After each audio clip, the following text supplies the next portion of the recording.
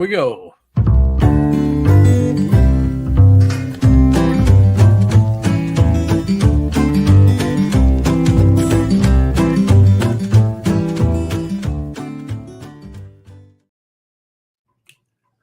Oh, Hey, sorry. yeah, just kind of dance and you just do. All I know is every time I do that, I hear my youngest son's going, "Dad, stop. Stop. Don't move Dad. like that. Dad." And you're a musician. That's Yeah. why I'm not a good dancer. So there you go. There you go. Okay. Hey, welcome to the Power of You. Welcome. I'm Blaine Bartlett. Oh, no, wait a minute. I'm Doland White. Reverse that. I'm Blaine Bartlett. You're Blaine Bartlett. And we are doing Power of Live. We're looking at W. Edward Deming's 14 Principles of Quality Management. Yeah. We're looking at it through the lens of leadership. That's right. Today is 10, 10, 11, and 12, baby. 10, 11, and 12. We're moving right through these. So next week we'll do 13 and 14. That's right. And then there's a nice natural progression with this. This is kind of how funny numerically when he numbered them so that we can't get lost in the process. So yeah, I like roadmaps that are just kind of let's set it up. So let's take a look at what we're doing here. I'm going to just throw this up on the screen. Yep, that's the right one. Power of You. Yes, we came prepared with slides. Awesome. Prepared with slides. Something new and different. Not. Yeah. we don't want people disappointed. Yeah, we did come prepared with it. So this session we're going to be looking at how do you actually go beyond slogans, quotas, and control. Yeah, and this again through the lens of leadership, not management. Right. And there's a little overlap here, but we're really looking at the leadership piece here. So the question that we're going to be looking at and unbundling here is, where are you still leading with slogans, things that you find up on the wall, with setting quotas for people, that are pulled out of thin air oftentimes, or micromanaging control. What's the mindset shift that's going to open the door to greater trust, alignment, and innovation? Yeah, that's what we're going to be doing in this session today. That's our goal. And I love that. The two key words are mindset shift. Mindset shift. What do you need to think and do differently? Which is a shift, by the way. I guess that's by the way, leaders cause movement. That's the simplest way that we can define what the activity of leadership is about and what leaders ultimately do. They do it in all kinds of different ways. What we're really interested in here is not so much the external shift that you're causing, although that is a singularly important piece, but that is a consequence of your thinking, the mindset. Yeah, how you shift the external is a function of how you shift the internal. I mean, I want to get different results. Well, those are your results. Those are your results. If they're your results, you have to shift yourself first before you can get different results. It's just kind of, Yeah, I know. It's funny. I chuckle when you say that, but it's like, that's funny how many people miss that. It's like, well, I got this result. Then is it you or them? I mean, if it's you, we got different work to do. Always you. It's always coming back to the point of origin. How did I think about this? How did I think this into existence? What did I do? Who is this guy, W. Edwards Deming? And for those of you who have watched the previous presentations, you've heard us talk about Deming. And I went and found him on Getty Images just because I wanted to know, what is this? Let me go see what this guy looks like. And the fact that Deming was a statistician, he was that guy. Look at the picture. Yep. And what comes to mind? If I was a younger man, geek comes to mind. There are other kinds of, although that's a different meaning in the South, but that's a whole different story. But it's funny because Deming's foundation, and we talk about this in the other conversations around the principles.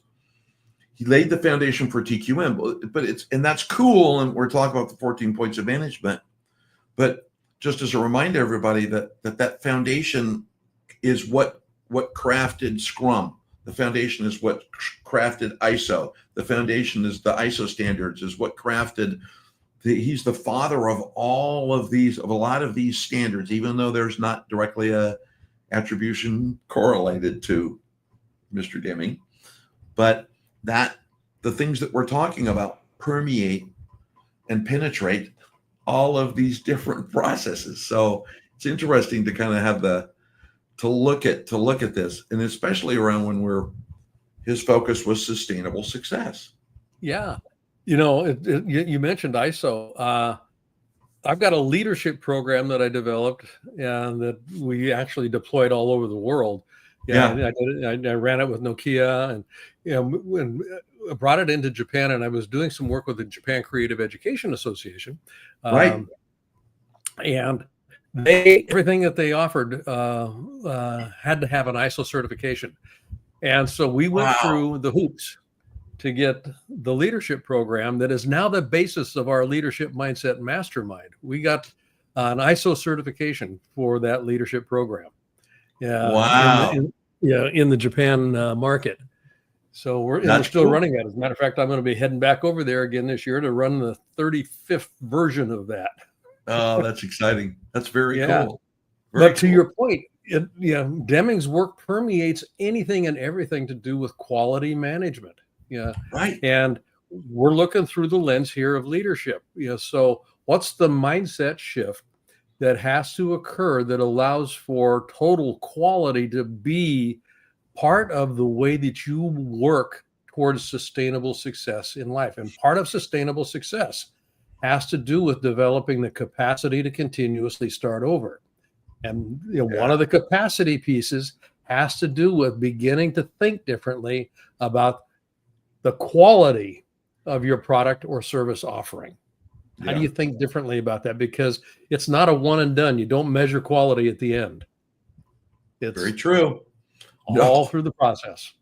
No. At that point, it's called a postmortem. But anyway, let's exactly. At that point, it is. It's dead. It's already dead.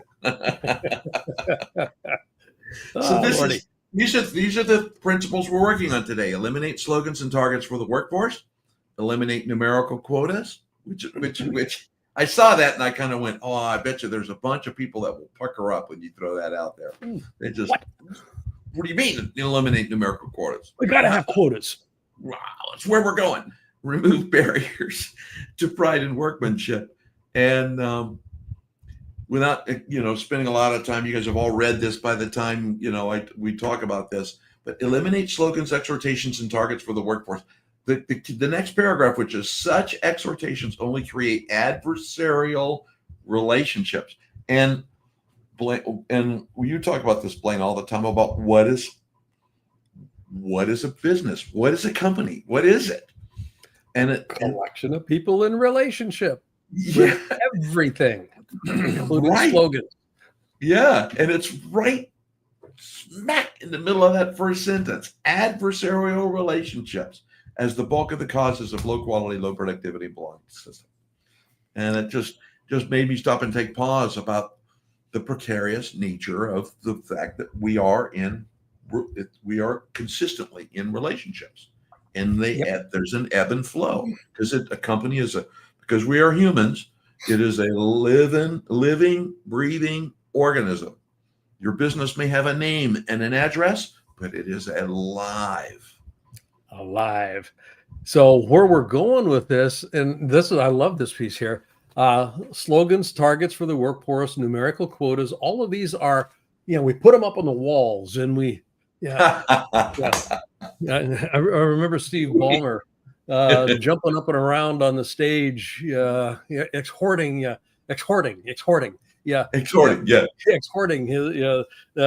developer conference about this next big thing. All of these things are motivational, and there's nothing wrong with motivation. People, are motivated all the time for all kinds of reasons here, but motivation isn't the currency that a leader needs to be working with. Inspiration is, and that's where number 12 comes in. Right. Pride in workmanship. There's an inspirational component to that. So we're going to be unbundling 10 and 11 through the lens of motivation as a leader. Where does it break down?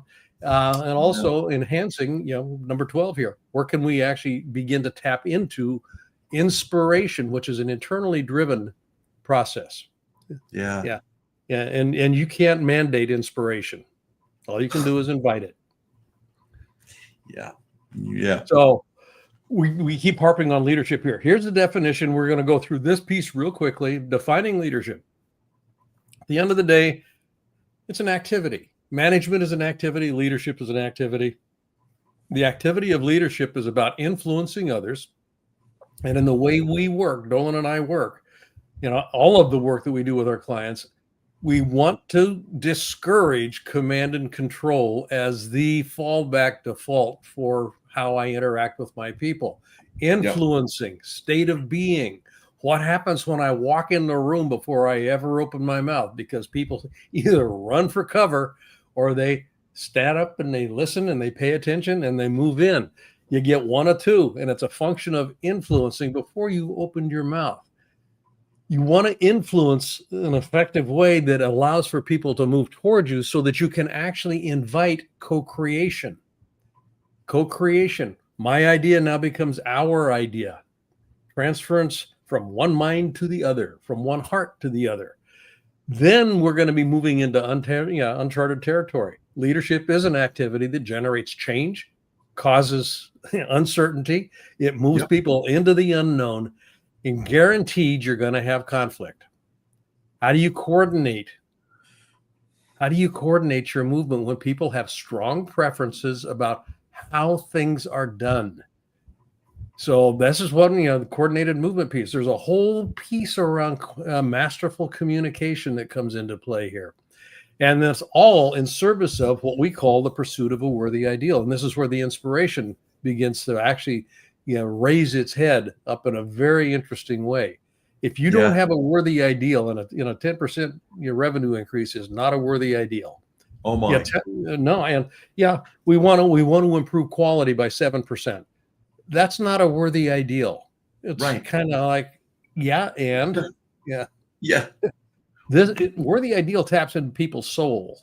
It taps into their heart. It gets them up out of bed in the morning. It puts a sparkle in their eye. That's ideally what you've got. So influencing in order to co-create coordinated movement in pursuit of that worthy ideal. That's what we're looking at here. And Dr. White, the worthy ideal is not like we just described, that 10% increase. No, it is not. That means nothing. We always fall back. That we're going to find a forklift driver one of these days. I was certified at one point to drive a forklift. Hey, I used to drive a forklift truck too, a warehouse, and backhoes and all kinds of stuff. But it is not. It is that. It's not your vision. It's not your goal. Like you just said, Blaine. It is not that 5% sales increase, 7% increase in quality. It is what matters. It's the answer to what matters. That is the worthy ideal. And that what matters has to be in alignment. There's things that happen from an organization perspective for alignment. But at the individual level, at all three levels, right? If you think of, I was thinking about that this week, at the executive level, at the leadership level, and at the team level, that worthy ideal must exist. And at the team level, it's a human by human. It's humans all across the board. Every CEO we have a corporate worthy ideal. You put dollars to donuts, that person has a personal worthy ideal. There is something that matters to that CEO. And that's the worthy ideal. And it's beyond what they're there to do. It's beyond. It is their worthy ideal.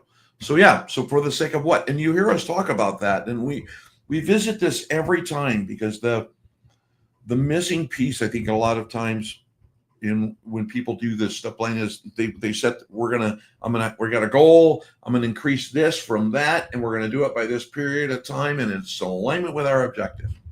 And they miss the last for the sake of.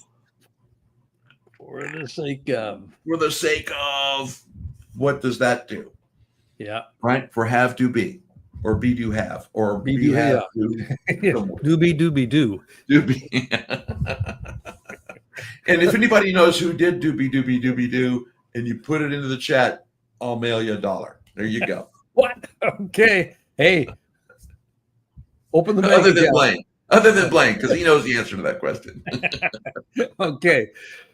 We work with a couple of models, and we're not going to go into a lot of detail with this today. No. But essentially, the leadership universe, everything happens in a universe, and leaders move inside, this universal model, or this leadership universe model. Why, what, how, strategy, their vision, strategy, tactics. The why is the vision, strategy, tactics. Where we're looking at almost all of the work that Doland and I do, and particularly in our mastermind program, is organized around mindset and spirit and soul. Yeah, and imagination is a key piece of this because it has to do with thinking. You can't get different results until you think differently. And thinking, the correlate to that is you use your imagination in a very curated way. Yeah. That's the power here. So not many people understand how to literally work with and develop mindsets such that spirit begins to move. That's the creative flow. And I use the word flow. If you tap into that, now you have flow. And you're in the zone, so to speak. And innovation, productivity, all of these things start to increase. So that's the reference model that we, from a leadership standpoint, that we work with. From a functional standpoint, the 4 pillars, there are some very pragmatic components that have to be addressed. Yep. And I just, in 30 seconds or less, just the 4 components, and all these components all live together. It's not first I do that, then I do this, and then I do that, and then I do this. They all live together. It's kind of like when you think about it, mindset, imagination, spirit live together. I had so much fun yesterday. I had a great interview on my podcast yesterday, Blaine, with a physicist talking about mindset and vibration. Oh, and looking forward to listening to that one. Really, really good. Yeah, I'm sending him your way just so you can interrogate him. But but on your podcast. But the 4 pillars are the pieces that when we think about. So when I have mindset and spirit and soul, what do I do with those? Well, I must have trust and autonomy. How do I do that? I must be able to communicate, and it's not the words I say. But what is communication? What does it mean to be transparent and vulnerable? What does it mean to grow if I'm looking for growth? And what the hell is innovation? What is thinking differently about? And then systems of accountability. Not a spreadsheet, not a Trello board. Not a Trello board. No. It's the mutual agreement that we have to and with each other to accomplish a common worthy ideal that we move together towards. So that's what the 4 pillars do. And these combined together really comprise what we teach in the mastermind. When we spend a year with people working through this so that they develop mastery of mindset, imagination, spirit, soul, and then we help them apply that. And right now we're looking at how do you apply it to enhance the quality of your product or service. Yeah. There you go. Back to Mr. Deming. Dr. Demings has got an answer to this. So it has to do with the system. It has to do with the system. Yeah. People have relationship with the system. And if the relationship, they'll just very simple perspective on this. All an organization is a collection of people in relationship. I mentioned this already. Right. Relationships, obviously, with each other, but we also have relationships with goals, objectives. People have relationships with their chairs, with their desk, with their tools. All of these things have relational components to them. Right. And to the degree that all of these different varied relationships are working well, you got a pretty good shot at being successful. Start breaking down some of these relationships, or they start breaking down, and all of a sudden you got glitches in the system.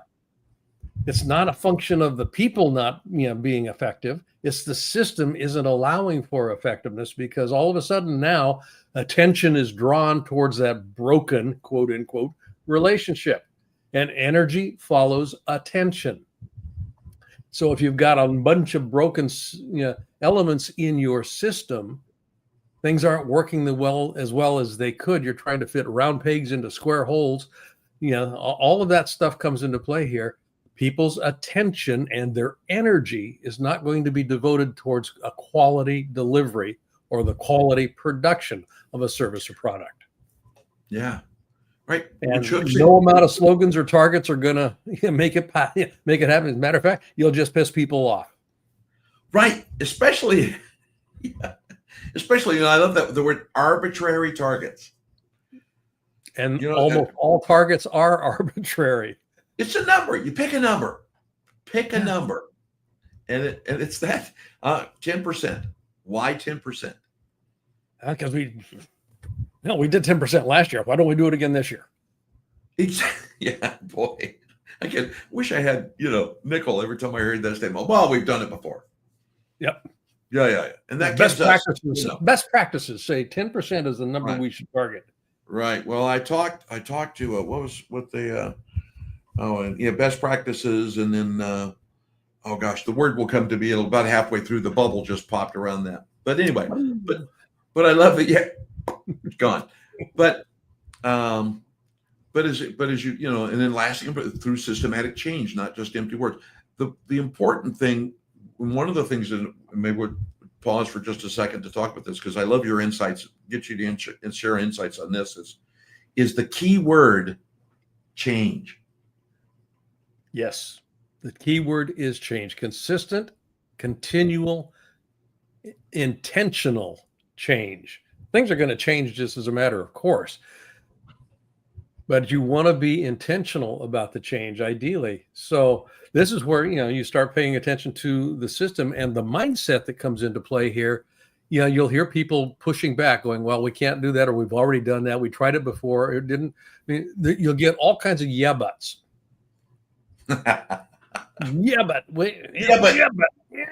Yeah. That's where you got a little signal that the system is pushing back on you. And that's where you actually have leverage if you're leading this well, because that's an invitation to have a conversation. Yeah. And that conversation is organized around what if. Yeah. Yeah. I love that. And you want change. And go back and those watching, go back and listen to a couple of the other ones, especially the one on decisions. We did a whole six power reviews on decisions. Yeah. Spend some time there. And we talk about change. We want conflict. We want change. And then we'll go to the last two bullets, but focusing on empowering people to improve the systems. It is about the people that empower the systems, not you as the leader. If you're improving the system, you are managing. Yeah, your people will tell you where in the system it needs to be tweaked if you give them voice. Yeah. Yeah. Go talk to the janitor. Ask the janitor. Go find out. Yeah. And then the last is, we talked a little bit about this, and but I wanted to make sure this got in there, which was leadership is about influencing movement that is built on shared meaning. Yeah. Interesting notion on that. All behavior, human behavior, is predicated on something that people have made meaningful. Now, oftentimes that meaning-making process and even the meaning itself isn't real consciously understood. We just behave in a way that makes sense to us. It feels right. Well, that feels right has a meaning component to it that kind of generates that that momentous push that shows up as behavior. So influencing movement that's around shared meaning, you want to be as a leader in the catbird seat here of defining what is meaningful in the context of your organization's process. What's meaningful? This is where that for the sake of what starts to come into play really big. Yeah, you can't tell people that a 10% revenue boost is meaningful. It isn't. It may be to the shareholders from a very specific and narrow vantage point, but the forklift operator doesn't care about a 10% revenue boost. Guaranteed, he or she doesn't. No. Yeah. At the very worst, it means that they've got to do more work without any increase in compensation. So they're likely going to sabotage it. Yeah, it does come. It comes into that age-old, more for less program. Yeah. If you can't answer what's in it for me, and this is not being selfish, but people have this question going all the time. If I do this, what's in it for me? Now, that's not the one that they give voice to, but it is one that's paid attention to. And energy follows attention. Yes, it does. And if I don't think I'm getting something out of this, you're not going to see me. I'll do something because I feel like I have to, not because I want to. And have to and want to are very different energies that have direct impact on quality. Oh yeah. Oh yeah. Yes. Yeah. Now we're dealing with compliance. Exactly. That's right. Well, I did my job. Yeah, but you told me that. These 14 widgets got through, and well, I know, but I wasn't charged with stopping the assembly line. That was Joe up the line here that should have caught that. So blame comes into play. Yeah, he owns the BRS, so we should be able to do that. Right? Yeah, exactly. So the system is the one that's kind of causing mischief here. Right. Which literally invites us, if we're looking to do something about this, focus on quality. And we'll talk about what that means here in just a minute, not just quantity. Yeah, we hit the quota. And that's the problem with quotas. We hit the quota, but at what cost? Boy, such a great question. Right. I hit my quota, and I hit my quota at a 25% recidivity. Yep. 30 days from now, 25% of the people are gone. But by God, I got my number. Yeah. And you see this in siloed organizations a lot. Yeah. Where you're competing for budget, you're competing for resources, which, by the way, are quality delineators. If you've got inappropriate competition going on for resources in your organization, think about what's the impact on quality that is being generated here, because you do not have a unifying for the sake of what? You've got inappropriate competition. Competition is great. Inappropriate competition, that's going to get you in a whole world of hurt. Yeah. It's funny you mentioned that, because I've seen that time and time and again with my clients over the decades, and we see it with folks that we work with now, that where someone is in competition for that same dollar you're looking for. Mm-hmm. And if you are out of alignment on the for the sake of what, and you don't understand how that works together, it becomes a single word: budget. And which immediately causes everybody to lock up. That's called the creation of pressure, because there's not a unifying purpose. There's not a common purpose that allows for people to have meaningful conversations that unfreeze creativity, unleashes innovation. Have we thought about doing it this way? Have we thought about that? What if? Those sorts of things, which move us into, when you're starting to focus on that quality, not just the quantity, you start looking at contribution. Who's got a voice here? Mm-hmm. Whose voice is not being heard? And what's the price we're paying for that? Yeah. Yep. And as we kind of work through this, we'll go through this pretty quickly on this one. But I love that the way that all these kind of come together, as we're thinking about this from a mindset perspective, the result is the creation of pressure without purpose. Yep. It's pressure for the sake of pressure. Pressure is going to occur. Yeah. Pressure occurs in business. It's to your point, plain earlier, pressure is like change. It's a matter of death and taxes. It's going to occur. It will be there. Pressure is a component of what we do. And there's external and internal pressures that happen. But when you're creating pressure without purpose, you've lost track of quality. Right. And you're only focusing on get to the number, focus on, let's get to the quantity, do the things we need to do. Yeah. Same thing. Go ahead. Yeah.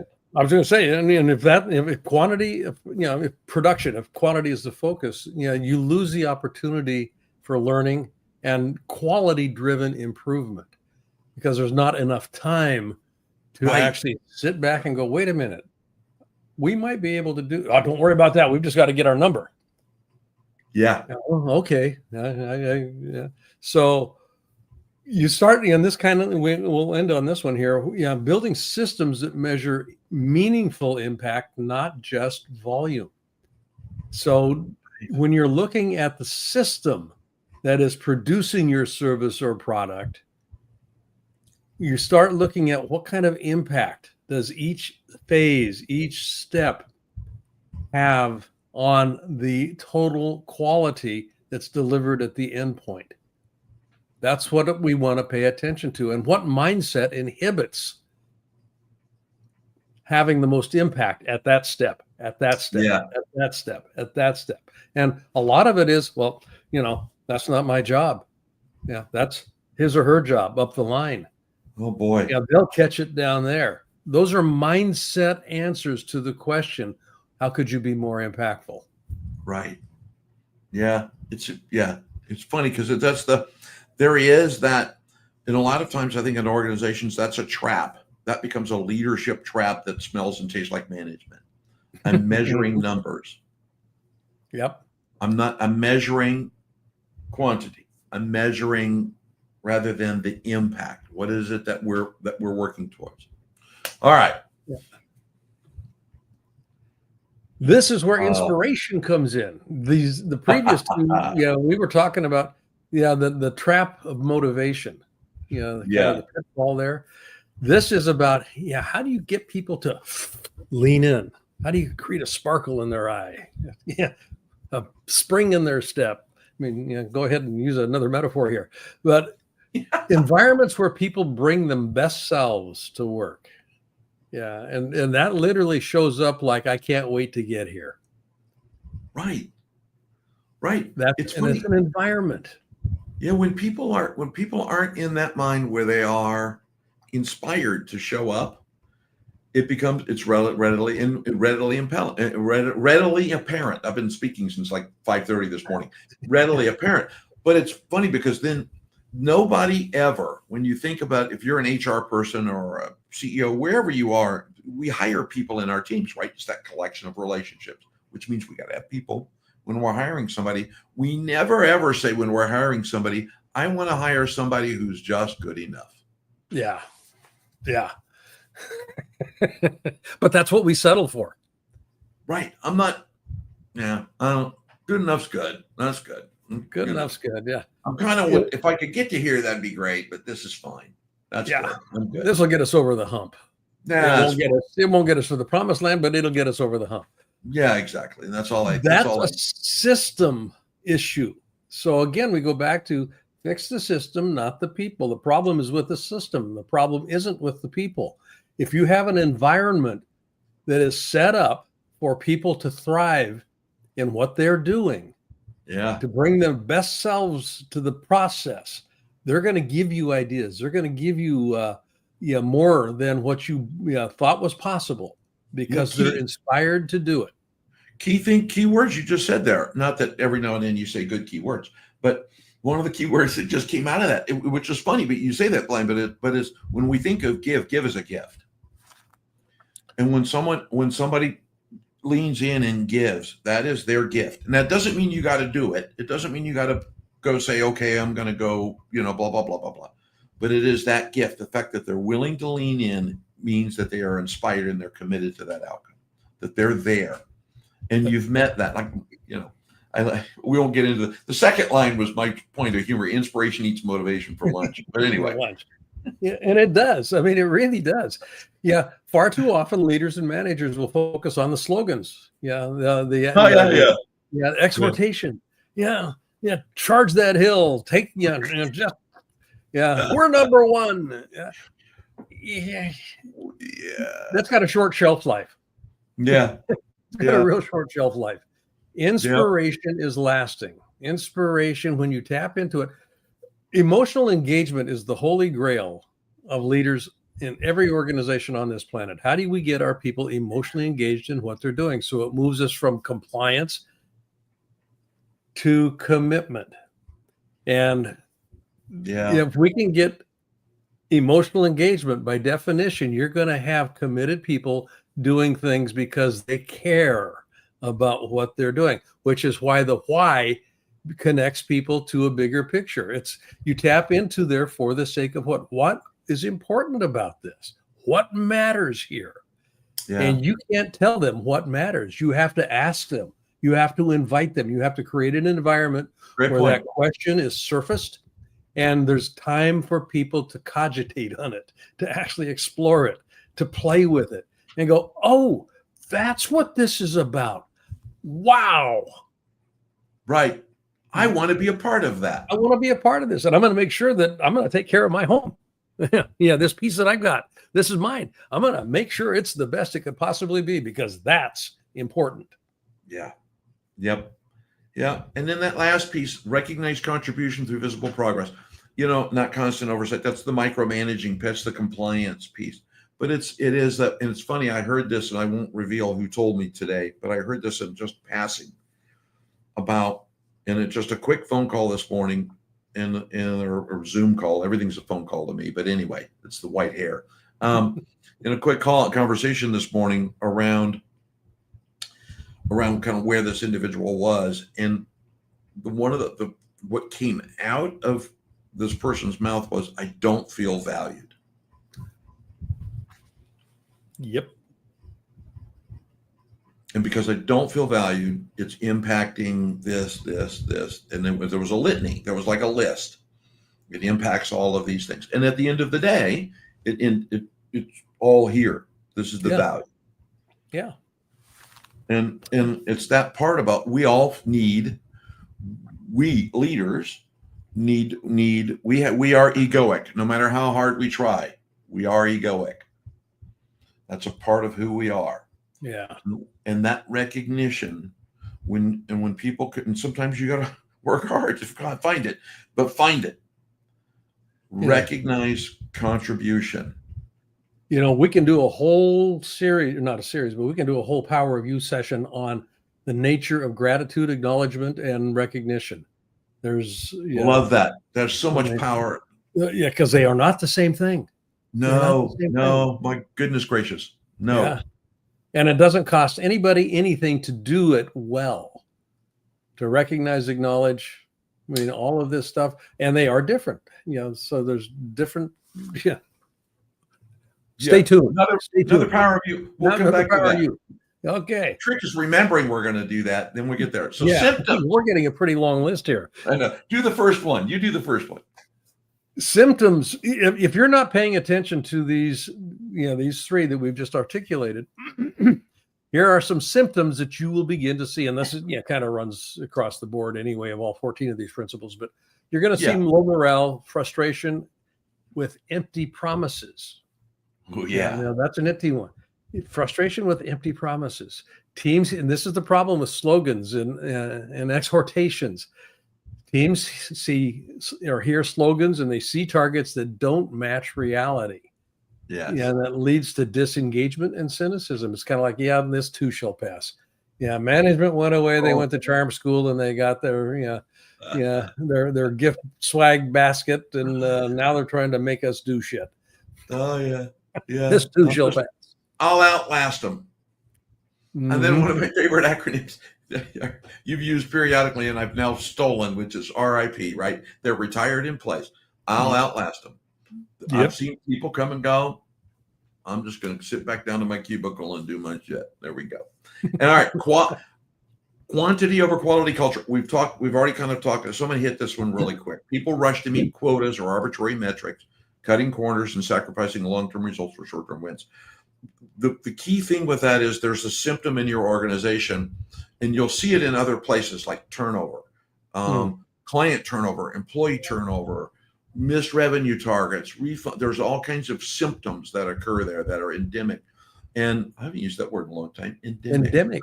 Yeah. That's a good word. That's almost a $3 word. $2.95. Perfect. I'll make change. I got a nickel. But as you think about that, when you're looking at your team and you're having conversations with them, asking open-ended questions, it's that opportunity to find those indicators where that person is. Because if they're cutting corners and they're not thinking about that long-term result, they're focused on quantity, not quality, because they're looking for that short-term win. I got to get to my number. Yep. What happens to the number after I'm done with it is your problem. Not my problem. My problem was get to the number. Get to the number. And you didn't have any input at all around the how necessarily. So you're going to get whatever quality is embedded in the system. Yeah. And I got to my number. Got to my number. Yep. Hey, good luck with that. And you're going to be sure, as and this is another symptom. Yeah, if the number is the focus, quantity over quality is the focus. Micromanagement, and by consequence of micromanagement, lack of ownership on the part of the people that are being micromanaged. Employees feel like interchangeable parts. They do not feel or act like trusted contributors. So there's, I mean, the correlate on this really is pretty obvious. Little pride in the workmanship, little pride in what the ultimate outcome is. I hit my number. Yeah, that's what you were measuring. That's what I gave you. So don't count on me to be creative or innovative. I'm going to do just enough to get by. That's essentially what you end up doing. People play the game of the business not to lose. They don't play to win. That's such a, boy, there's another power of you right there. Yep. Yeah. Another one right there. And then blame and burnout without improvements, right? People are blamed for failures they can't control, leading to exhaustion, which is critical. When people are frustrated, they're tired. You will wear them out. When you wear them out, resentment is going to occur and they're going to pull the plug. Yeah, and burnout isn't a consequence of working hard, guys. It really isn't. Burnout is a consequence of being disconnected from meaning. Disconnected from meaning. I have to continuously, I feel like a hamster on a wheel. Yeah, it's kind of, another target. Right. Okay, here we go again. Another target. Oh, here we go again. Nope. Yeah, meaning is important here if you want to avoid burnout. Yeah, yet another. Sitting on a patio. Yet another idea. No, I'm going to change it. Watching. Another idea. This will pass. It's symptoms. But there's a lot more that goes into this. But as you go back, I encourage you, listen to all of these a couple of times. But as you think about this and you see these kinds of symptoms in your organization, it shifts back to mindset.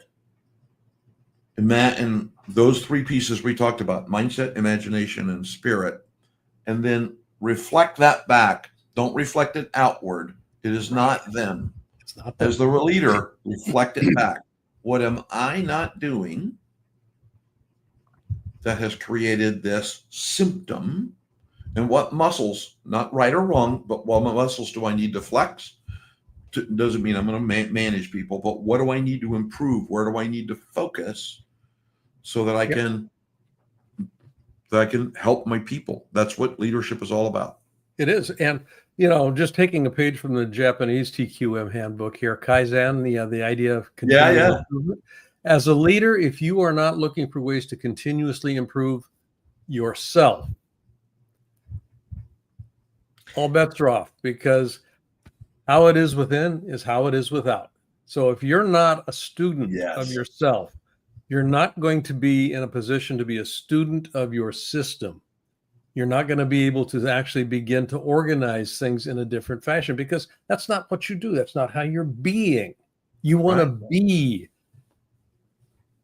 an example of total quality management, total quality improvement. That's what you want to be. That's what you want to have people think that you're about, because they will give you what they perceive you're willing to settle for. And if you're settling for continual improvement, that's one thing. If you're not settling for continual improvement in yourself, you settle for status quo, guaranteed that's what you're going to get out there on the plant floor. Guaranteed. Yep. Okay. So what do you do with that? That's 10, 11, and 12. We've got 13 and 14 next week. We have all of these in a library. All of these powers of you. There is absolutely no expectation that you're going to remember anything that we just talked to you about today. But we've curated a library of every single one of these, and we're going to continue adding to this library. Yes. So you can go to the place, and I'll tell you where it's at in here in just a minute. As a matter of fact, I'll click that up right now. There you go. There it is. Power of You. This is a curated library. Doland and I've got over 70 years of combined experience on this topic of the power of you, specifically around leadership here. We've got things in there on decision-making, trust, the 5 lies of leadership, a whole series on mindset, the spirit of business. I mean, we're adding new topics all the time. This is a 4 series, 4 episodes on Deming's 14 principles. These are all curated in the library. You have access to them. The PowerPoint slides, or the slides that we've had up on the screen here, all are available as a PDF. On each of these modules. I'll call them modules for the sake of argument here. They're all available to you. All you need to do is go to leader.blainebartlett.com/power-of-you. And you will have what you want to have right there. There you go. Gain access to an ever-expanding library of leadership content. It's lifetime access. Like the universe. Once you're in, you get everything that we're going to be throwing up there, and we're going to be doing this for some time. We're doing one of these every week. That's right. I don't know how many. We've got almost 30 in there now, I think. So got a bunch. It's going to be a pretty bountiful library. Yeah, it's robust. It's robust. It's robust and completely non-egoic. It's brilliant, by the way. It is. It's absolutely brilliant. I mean, I wish I knew these guys, a long time ago, because I would be much further ahead in my life than I am today. Exactly. But anyway, another day, another story. On that note, go to that link. Join us. Power You, Dr. Bartlett. Always fun. My pleasure. Absolutely. We will talk later, folks. Yes. Check out the website, or check out the landing page there, and see if it makes sense for you. And we'll see you next Thursday on The Power of You. See you then. Take care.